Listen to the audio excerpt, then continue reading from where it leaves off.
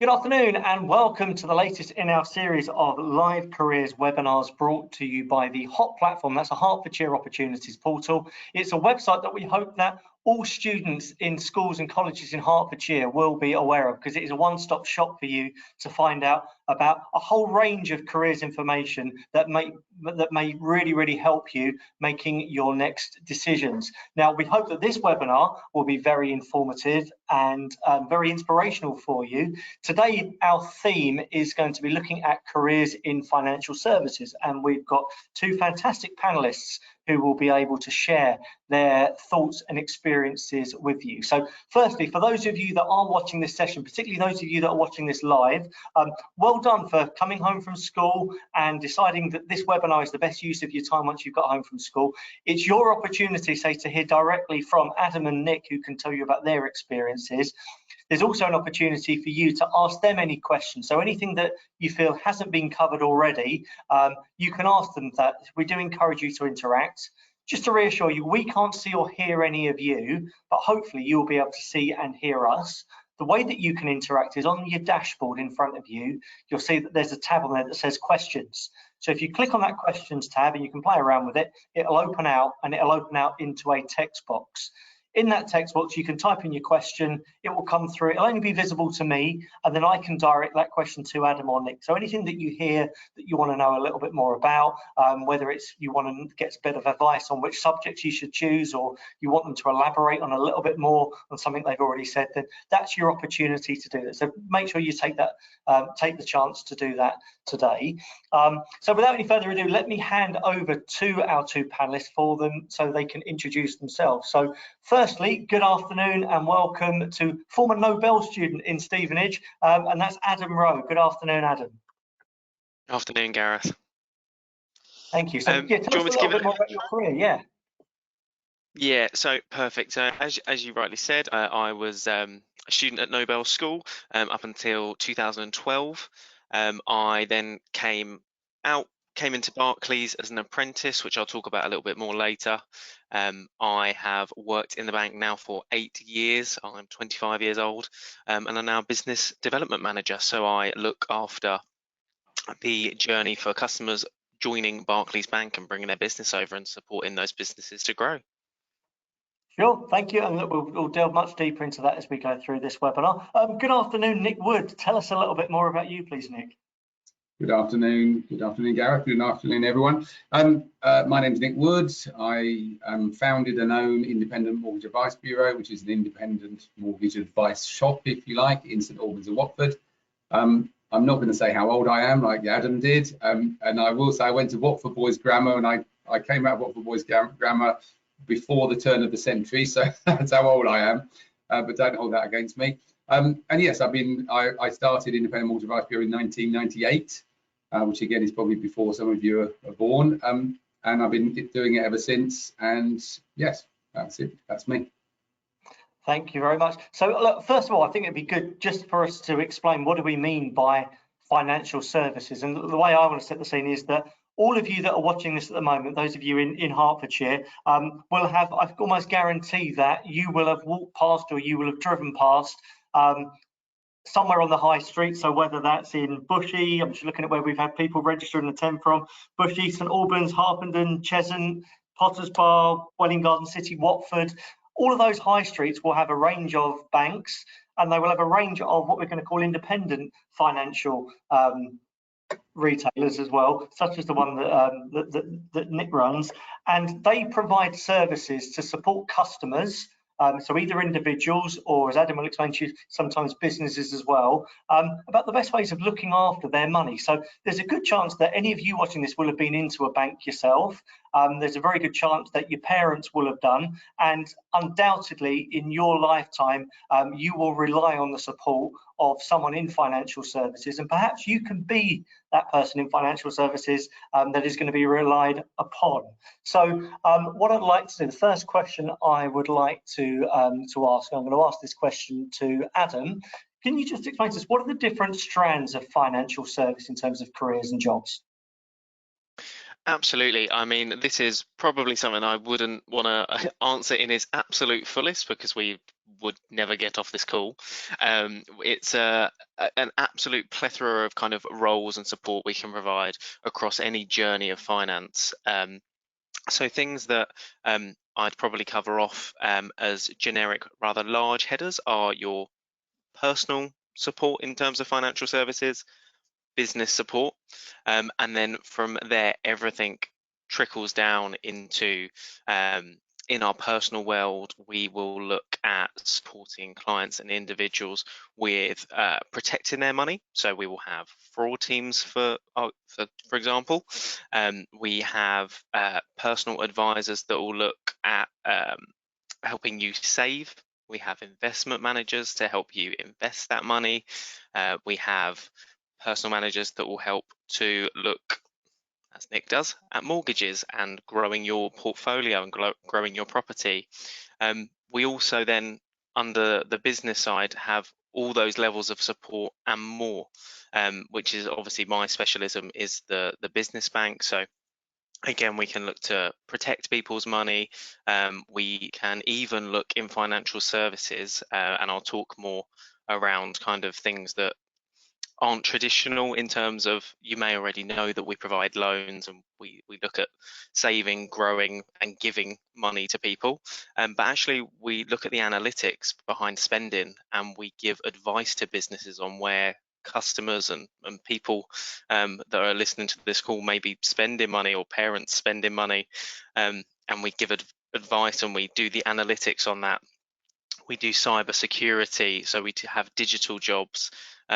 One of the roles and topics I may cover off later, depending on the questions that come up, is we actually do digital education. So if there's anyone on this call that may have done in an IT lesson some kind of coding, we do that within Barclays. We've got job roles where we actually teach Key Stage 1, so younger children in primary schools, how to code, and that journey goes all the way through to supporting businesses to set up their websites and grow that network within it. So I will stop, but there's so many strands of kind of roles and things that can go through financial services. Sure, thanks, Adam. And then Nick, I mean, you cover a very specific area around financial services. So, I mean, firstly, just for our listeners that are watching this at the moment, could you explain what a mortgage advisor does, and perhaps just explain what a mortgage is? Because I suppose it's not something that every 15 or 16-year-old will know. And just tell us, what is it that your team would do if they were working with a customer? Okay, so look, I'll start with what is a mortgage. So effectively, a mortgage is just a loan that is secured on the property that you want to buy, or secured on the property you already live in, which is a remortgage. So it's basically just a way of borrowing money. And the reason that it becomes cheaper than perhaps you might find on a personal loan or a credit card is because you've got the security of the property. So if you don't keep paying the payments, the bank, Barclays or somebody else, will come along and take that property off you and sell the property in order to get their money back. So because they know they've got that recourse, that ability to get their money back, they will give you a lower interest rate because the risk to them is lower. So a mortgage is just a secured loan. It's a loan secured against a property. What we find when people come in to see us is they're not really interested in a mortgage, even though we're independent mortgage advisors. What they're interested in is buying their new property. So if you're a first-time buyer, someone who's never had a property before, you meet your life partner and you want to buy a property together, your first flat, the last thing and the least exciting thing probably is, oh, I need to get myself a mortgage, and I hope it's a really good fixed rate. What you want to do is, first of all, work out, can you afford it? So what we do with our customers when they come in is we sit down with them, we go through their personal circumstances in confidence, and then we explain to them what they're able to borrow, how much is affordable for their budget. Because what we don't want is customers trying to buy a property they can't really afford, stretching themselves and then getting into financial difficulties. And then my doomsday scenario of the bank coming in and taking the property to get the money back comes into play. So what we do is talk about affordability and sensible borrowing, so what they can afford to borrow. We then, unlike, unfortunately, sorry, Adam, no disrespect, but unlike one bank who will only talk about their own products, we then look at what the most suitable product would be throughout the market. So we act like a money supermarket face to face or compare the market. So rather than you typing your details online and you checking it out yourself, and there's a lot of pitfalls in doing that, because mortgages come with fees, setup fees, valuation fees, different legal fees, etc., and different types of interest rate. What we do is guide you through that process. The new customer talks to us, we explain, they tell us what they want out of their mortgage. Ideally, guess what, as cheap as possible for as much as possible, tends to be the two phrases we get, and we support them in helping them out with that using computer software. So to give you a correlation with what Adam has said, we are a much narrower strand of financial services. So people coming for a mortgage, we help them with a mortgage. We then look at protecting that mortgage, both protecting the property with buildings and contents insurance, and protecting the people applying for the mortgage with life cover and other personal protection products.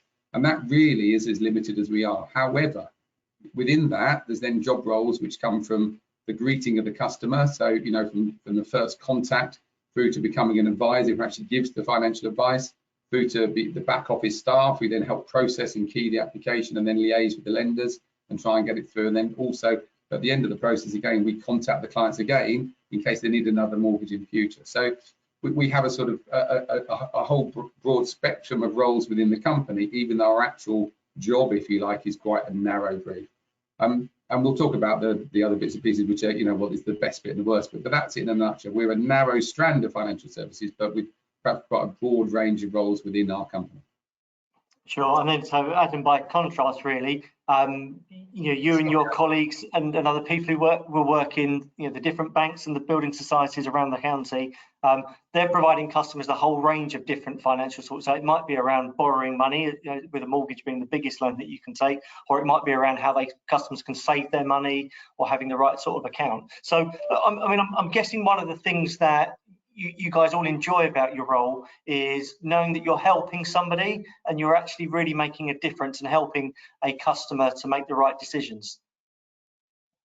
Absolutely, yeah. I think obviously the period we've just gone through, and I don't kind of underestimate how challenging it was for people that are listening to this call to have had to not be able to go to school and do virtual learning. I don't envy you at all, but for us to be able to provide support to businesses and customers that were struggling financially was probably, if not the most rewarding thing I've probably done within my 8 years career, because obviously money is a very emotive topic.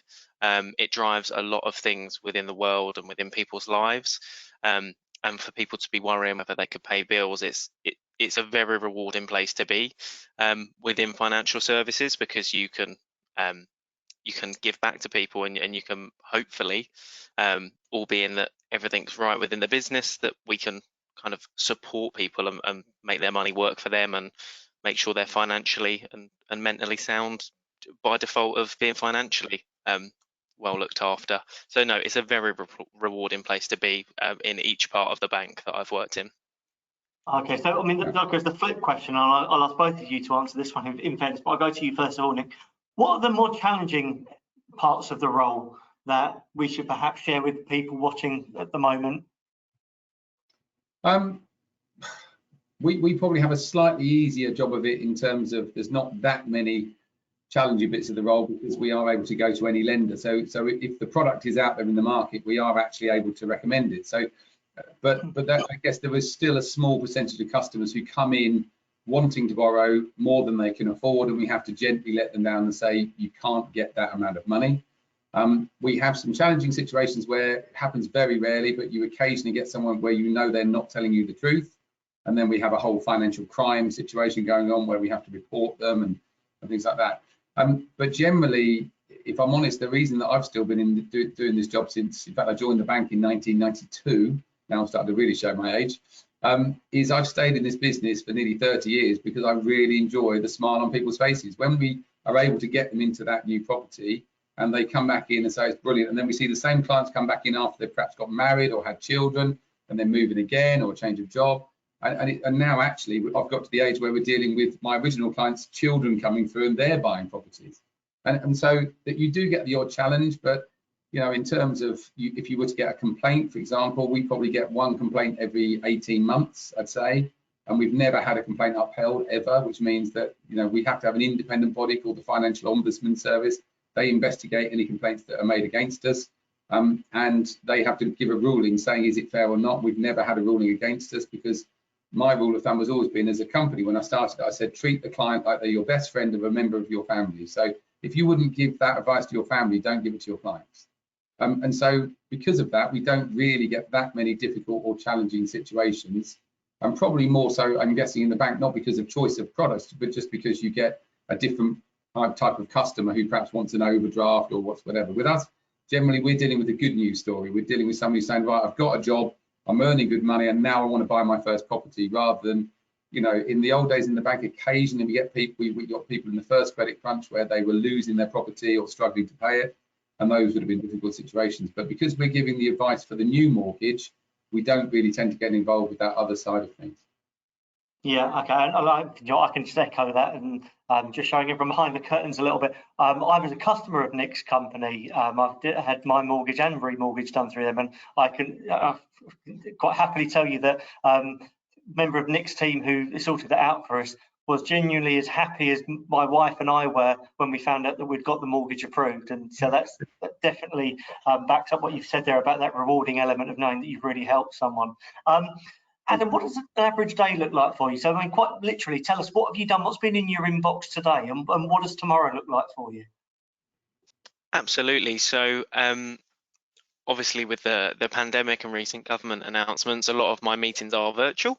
But it is so. Yeah, this morning, kind of 9 o'clock on the dot, my Teams application will open up, and I will immediately have a virtual meeting with my team. That's just half an hour. I'll be honest, it's Thursday, end of the week, bit of a vent, get anything out that has been troubling or challenging in the week, get that out of the way to start the day nice and fresh. Then 9:30 till probably midday is client meetings, so they can last anywhere between 30 minutes to 2 hours, depending on the client's needs. So today was a lending inquiry, so to look to borrow money against a business. So that's one of our longer appointments. So that'll be an in-depth conversation virtually to understand what is the business currently doing, where do they want to be, what's this money going to do to support them. And then this afternoon, I was training a colleague who's just joined my team. So as one of the seniors within my team, it's on me to support and upskill. So I was introducing her to some of our partners within Barclays, because we do have so many teams and strands within the financial services. It was introducing her to our international colleagues, some of our mortgage colleagues, some of our branch colleagues, and just so getting that ready. But yeah, an average day in the life is often client meetings with a kind of half day, and half the day being an admin or internal meetings. The best thing about my job personally for me is going out and seeing people and that face-to-face interaction with clients. And as Nick said, it's that smile on a client's face when you provide that support, solution, or bit of advice that adds value to their day. Currently it's virtual smiles, but that being face-to-face is a key part of our role when we are obviously in a safe environment to do that. Yeah, sure. And then just thinking slightly further afield, and we'll talk about your journey as an apprentice, Adam, and the different roles you've done within Barclays. But if someone was to go into Barclays, or in fact any of the high street banks up and throughout the county at the moment, what sort of jobs would they see people doing? What else might you see if you were going to operate and look at someone else in a bank in that financial services role? Absolutely. So when you walk in off the high street, you'll probably walk in and be greeted, especially in Barclays, and I can't speak for all the high streets, but more often in all the high street banks, you'll probably find that there's someone saying hello to you as you come in the door. Not much more than kind of a title of meet and greet. It's not a formal role within the bank, but it's on rotation with the team that look after like the downstairs of a branch, for example, so the tills and the cash element of our branch. Their role is going to be to guide you to the right point, because often we'll have people come in with a query and we want to direct them to the right space, because be it a busy day, we could have queues and we want to make sure people are looked after right. So once you get past that individual, if you walked into a local branch, you'd probably be greeted with quite a lot of technology nowadays. So a lot of ATMs, or rather large units that dispense and take in cash for deposits, rather than what we would probably on this call, us three, would know as kind of our cashiers. So it's very similar to your Tesco element of you've got cashiers and then you've got your self-checkouts. So we now have a big portion of self-checkouts that are supported by staff that would traditionally be called cashiers. And if there was a slightly more complex need, so if you're going on holiday and you're picking up foreign currency, euros, US dollars, etc., we will still have a till right at the end of our kind of hall where someone will be as a cashier. If you then had a bit of a more in-depth conversation, you're looking to talk about your travel, whether that be travel insurance, phone insurance, setting up your bank account for your first account, and some of you on the call may have actually done this with parents, gone in and set up accounts, you'll often be directed either upstairs or into a set of offices behind the scenes where we'll have our personal advisors who will be able to support with a plethora of support, but particularly that opening of accounts and putting insurance and support in place. And then if nowadays, probably not as much, but what I'd like to say is there would be 3 offices at the end as well in a lot of these branches. You'd have a mortgage advisor, so someone in the same field as Nick that is Barclays and Barclays alone and provides Barclays mortgages. You'd then have, hopefully, me, the business manager for the area in the branch, available to support any local businesses with any of their queries. And then the final office would be the branch manager who would oversee the whole operation and make sure that we're running smoothly. And if in the unfortunate situation you had a complaint, that's probably the individual you'd end up talking to on the day. So a real variety just inside of the branch. The things that you don't see, just quickly, the operations behind the scenes. We've also got people that are managing that cash once it's the other side of the machines that you see. So we've got cash and risk control officers in the back office that will never be customer facing. So if you've got people that aren't wanting to be in front of customers, we've actually got back of house roles as well, all within that branch environment. So just on the high street, you've got such a kind of variety of jobs all in one place. Yeah, for sure. Okay, fine. Well, let's move on to the next section. I know those of you that registered asked quite a few questions about the sorts of qualifications or subject choices that you might want to take. So first of all, Nick, let me start with you and ask you to reflect on the industry as a whole around financial services. But is this an industry that you have to have a degree and you've got to go to university to get a good career in? No, absolutely not. There's basically the most important thing. It's not even having a maths A level or anything like that. You basically need to have good people skills. That's the first thing. Yes, you need to be literate and numerate, so you need to be able to have a relative grasp of mathematics. I mean, it sounds like if you're doing furniture services and mortgages, you need to be a brilliant mathematician, but of course we've now got computers and calculators that we can use, and that does the job for us.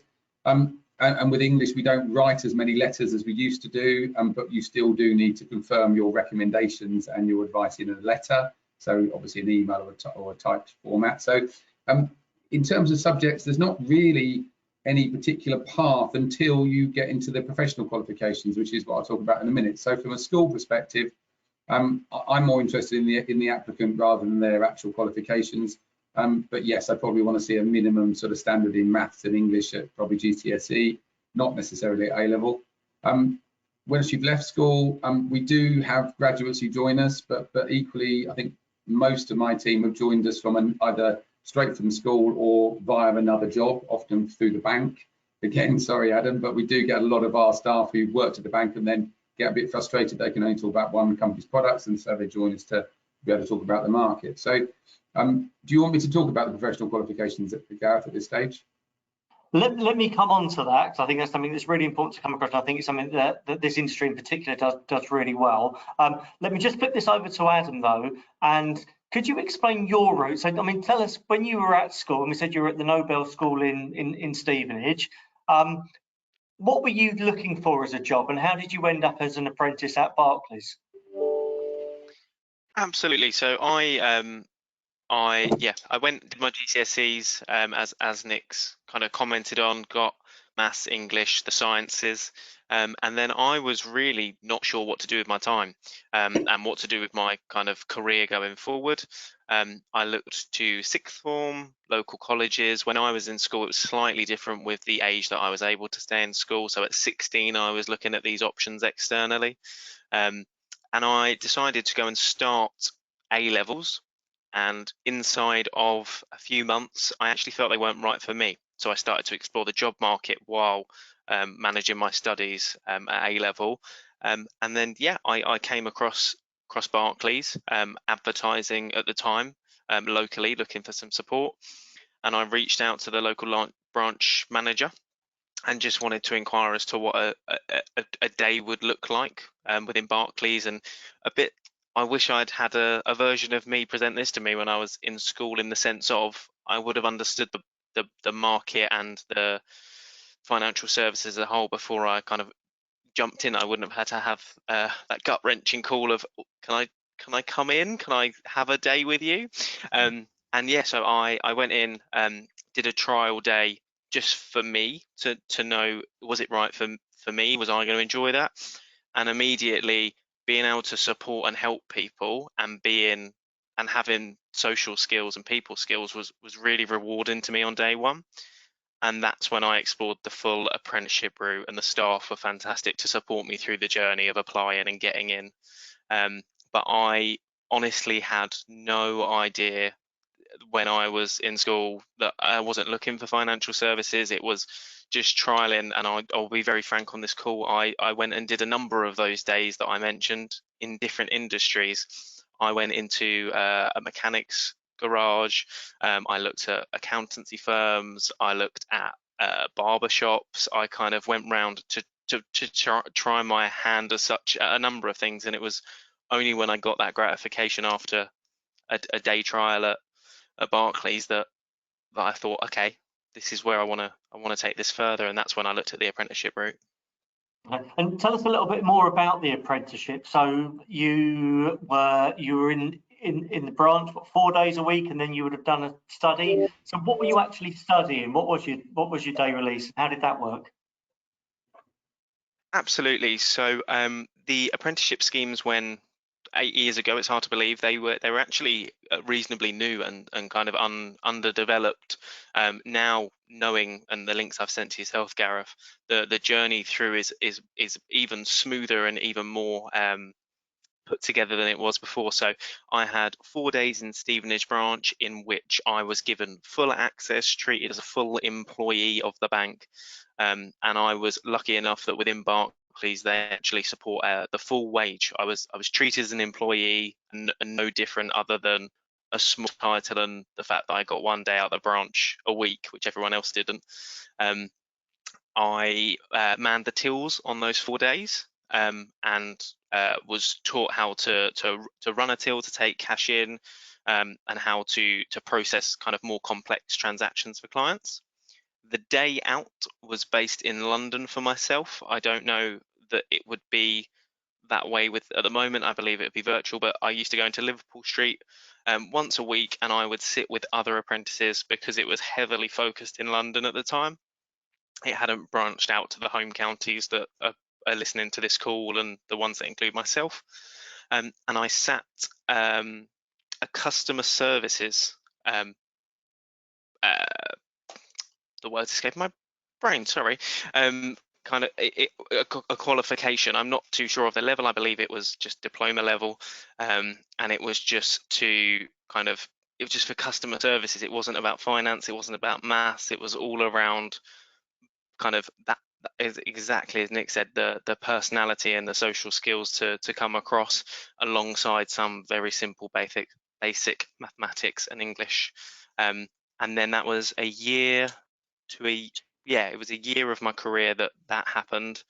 Probably about 6 months was spent outside, and then 6 months of paper-based reporting and projects and coursework that was then handed in as a final check that was assessed, and then it came back and I was presented with a certificate to kind of say, yes, you're okay. And then they signed me off from the apprenticeship scheme, and I was employed by Barclays, and I've never looked back.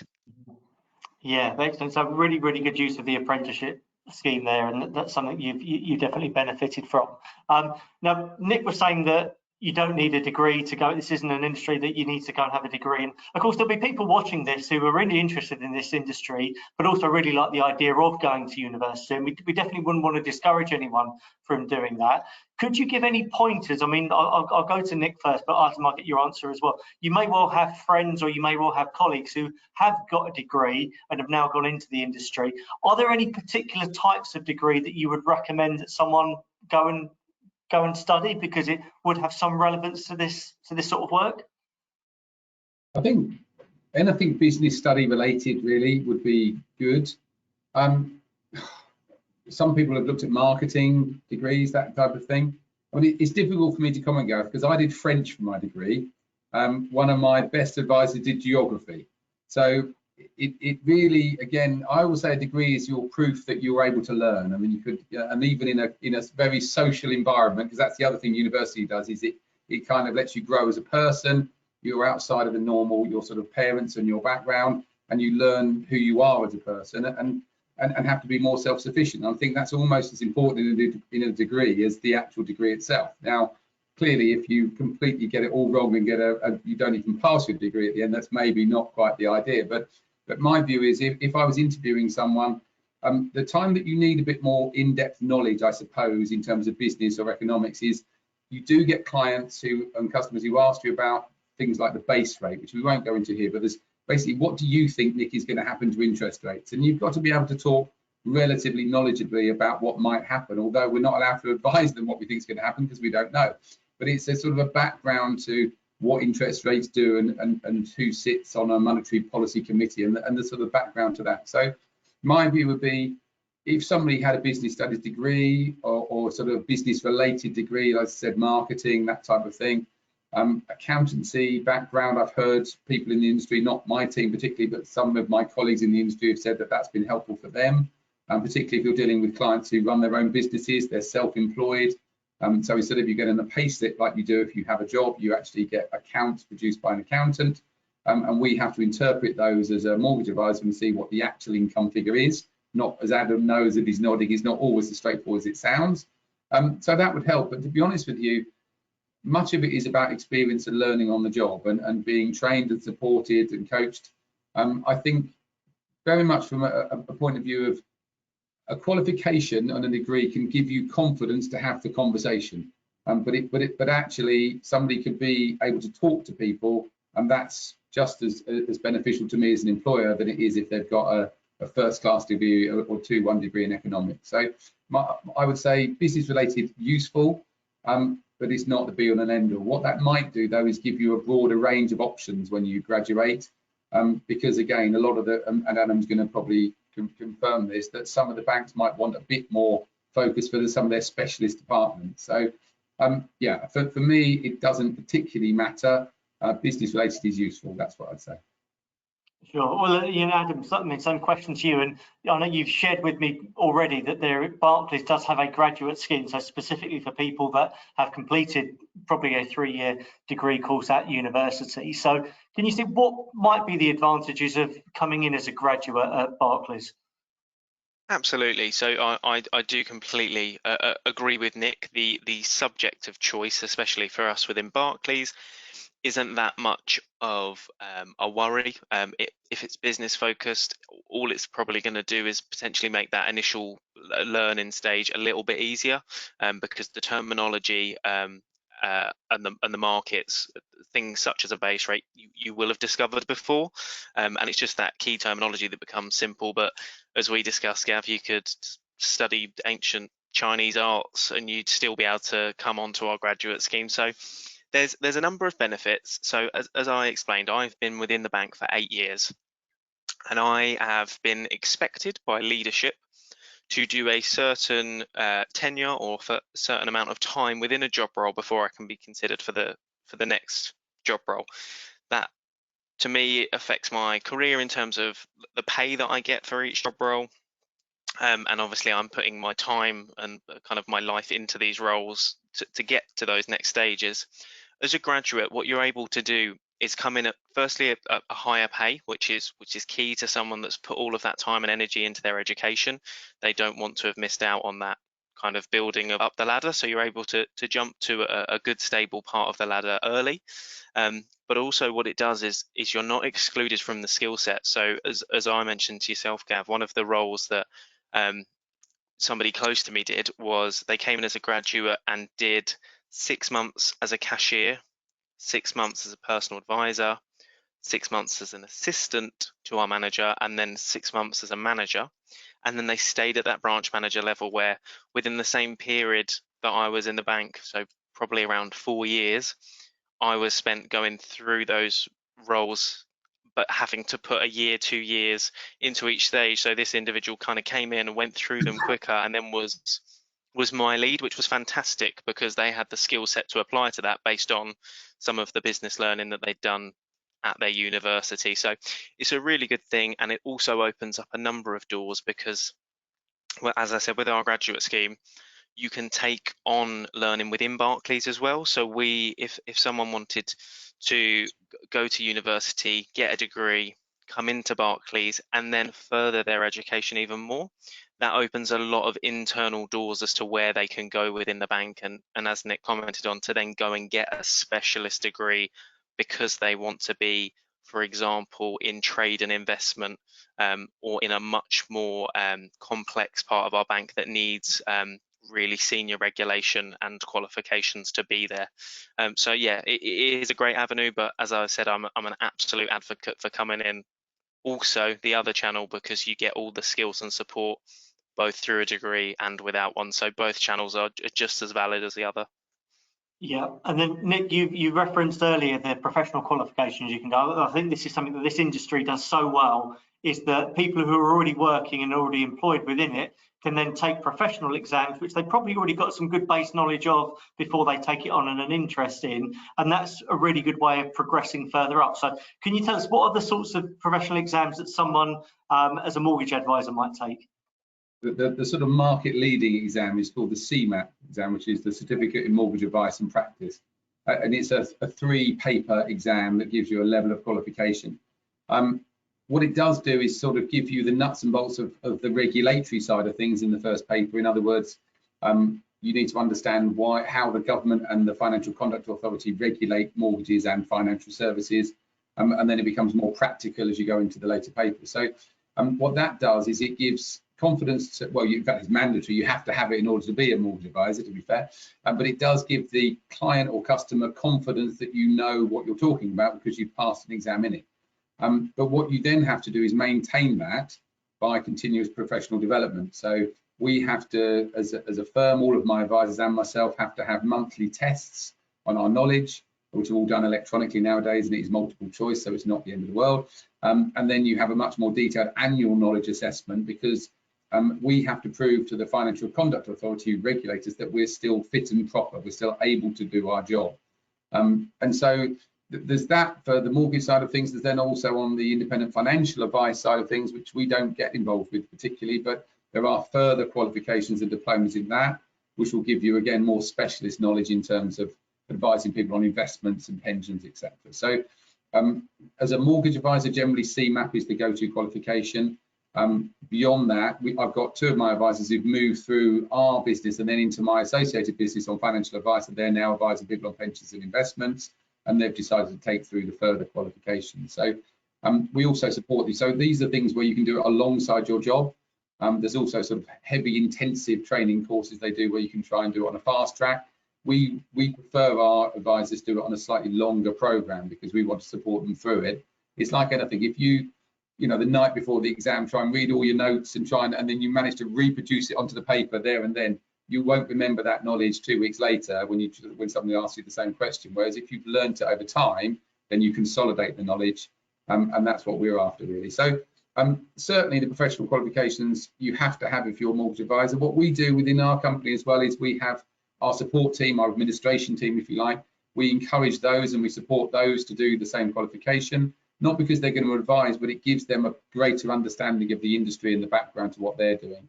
And then again, selfishly as the owner of the company, if they then show signs that they want to move and progress into mortgage advice, and that's a perfect way of doing so, because my best mortgage advisors are the ones who started as mortgage administrators, because they see it from the very first contact with the customer. They might be the one greeting them as they come in the door, making them a cup of tea, asking them to sit down while they wait to see the advisor, and then they see the paperwork and the processing through that mortgage. So they sort of really see it from start to finish, and they make great advisors because they're customer friendly and facing, and they understand the process. So we like to encourage all of our team to develop themselves, both with professional qualifications, and also I actually lobbied our regulator to make sure that our administration staff are also able to take those knowledge tests annually. I wasn't very popular to start with, but now they've seen the benefit of doing that is it just keeps their knowledge up to date as well, and again it just helps us develop them as individuals. Yeah, sure. I'm assuming this is probably the same within the bank, that there are professional exams that people can take and they can study. I guess they're not mandatory, although I guess there are some people that come in maybe as a personal banker and that's the level that they stay at. But of course, there are the opportunities to study and to gain greater qualifications. Absolutely. So moving across from being a personal advisor or a personal banker into the business world, it opened up a world of opportunity for me. This was the point that it opened for me, but it can open earlier and at different times for different people. It's just kind of when you ask the questions, and it just so happened that was when I asked the questions. And I have since sat a certificate in business banking, and I am currently sitting a diploma in commercial banking and conduct. This is something that again it is optional, and it's where I can grow myself as an individual. So selfishly, if I ever looked to leave this bank to go to somewhere else, or to try and move to another arm of financial services, so to someone like Nick, I could in my role sit a CMAP, as Nick's reference, and then I could go and look elsewhere selfishly. So it's a great tool for me as an individual to grow myself and grow my brand, things to be put in on my CV and grow my education. But also it's fantastic because also when we are supporting clients across so many strands of financial services, as Nick says, even though I might not apply that CMAP because I'm not given advice, I could pull on that information if it was something that I needed to give someone a bit of guidance on mortgages to point them in the right direction, and it would help me understand it. So there are so many professional qualifications within Barclays that I still haven't explored the list yet. I've only managed to get to kind of diploma of commercial, so kind of got to C on diplomas, and I picked one. So the plethora of options that are available to me once this is complete, and they're not hidden behind any walls, any paywall for me. There is no cost to me. The bank will cover that cost for the qualification, and it's not by any criteria, which is fantastic. So you can kind of better yourself and grow your education throughout your journey, obviously with both Nick's business and myself. So yeah, it's brilliant. Okay, right, we're getting towards the end of the webinar now. There is a couple of questions that have come in as well. If you've got any questions you want to ask to Adam and Nick, if you're watching this live, please do drop them in and submit them now so I can make sure we ask them before the end. Really just wanted to wrap up by just ensuring that this is an industry that when students who are watching this, who might be anywhere from what, year 9, 10, 11 upwards, when they come out of school and possibly when they come out of university, is there still going to be a calling for them? Is there still a need for people to come into the financial services, particularly within Hertfordshire? So Nick, for you, is this something that you can imagine in 5, 10 years time, you're still going to have a big demand for advisors to support your team? Yes, I would hope so. Absolutely. So, but to be honest, we've just, as you know, we all know, we've been through the lockdown, and for the first month or two of lockdown, I had meetings with my team and was saying this could be really bad for us, because we used to do probably 90% of our business was face-to-face with the clients in one of our branches locally. So there was a big challenge for us about doing, and how do we transact business now with clients? Well, we now do about 99% of our business via Zoom and Teams. So most of our, in fact, all of our stuff really now is done virtually rather than face to face. We're getting a little bit more demand for face-to-face back again, but largely, again, people are very comfortable dealing with their advisor in a way like this, you know, like we're doing today, where we're talking virtually. So we're also finding that the growth in mortgage advisors who perhaps, again, aren't the one-man band, the sort of single sole trader, the people that you may have heard of, in fact, or certainly your parents would have heard of, things like Habito and Trussell. They're specialist online firms only, and they're growing massively. So what we're trying to do in a small way locally is maintain a local presence, but also heavily invest in our online marketing presence. So, you know, I didn't talk you through my day today because my day's a little bit different I'm not really a mortgage advisor nowadays. But one of the meetings I did have was with our marketing company, and we were talking again about social media presence on, you know, we're currently on Facebook, and we're on LinkedIn, and we're on Twitter, and we're just about to go onto Instagram. I said no to TikTok because I didn't fancy doing the dancing.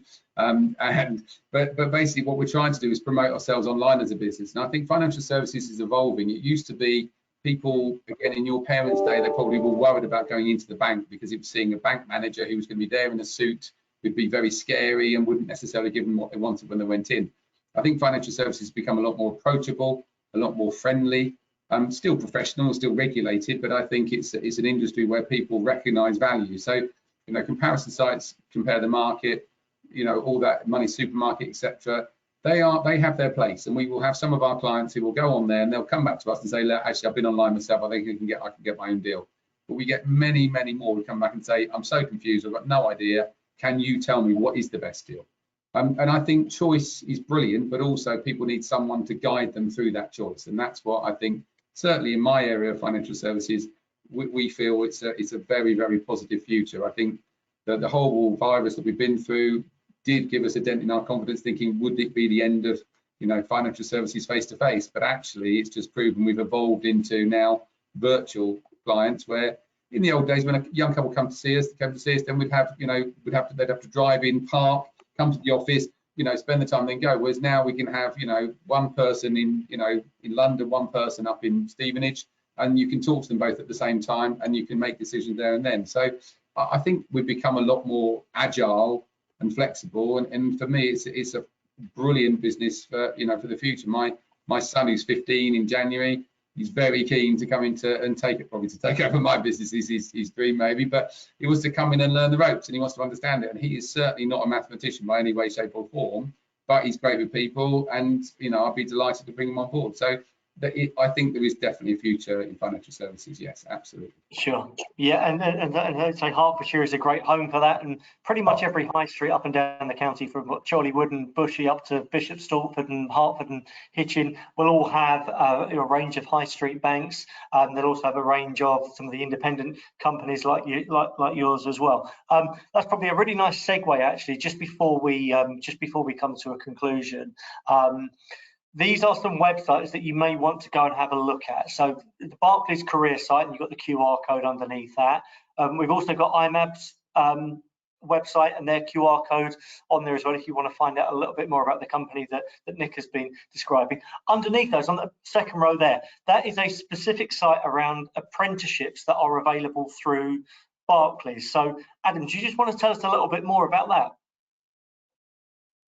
Yes, absolutely. I do apologise. I disappeared for a second. My headset warned me it was getting low, so I ran to get a cable to charge it. So yes, our apprenticeship scheme. As I said, it took me going into a local branch, knocking on a door, and asking to speak to a manager at 17, which I can assure you was nerve-wracking. Whereas now we have a fantastic website that can guide you through our apprenticeship scheme. We have two kind of routes that the website will take you down, and two channels that you can look at. You can look at it as early as GCSE level, and that will take you through a very similar route to myself, and it will be customer services will be the qualification that you look at, and it will start you within that banking hall environment, so that where you walk in and these are the people you see, that you'll be alongside those. We then have the A-level apprenticeship, and that is slightly more focused towards getting you to that personal banker and looking at that finance. financial support. So kind of for us, and I'm talking around Stevenage, that's our upstairs site or your offices in your kind of 1-floor sites, but we'll still give you the skill set of everything else. But there are 2 channels at the moment.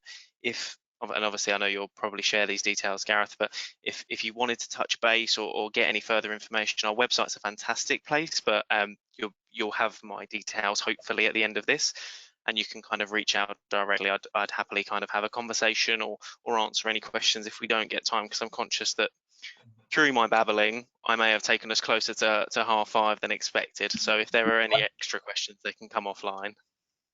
For sure, yeah, no, we can more than happily facilitate that. So if you're watching this and you want to ask Adam a question, well, when you're watching this back on YouTube, you can post comments on there. And if you say, I'd like to speak to Adam or I'd like to speak to Nick, put that in there and we can make sure that happens. Equally, through your head of year at school, or if you know who your careers leader in the school is as well, they can come back to us and we can pass on those details.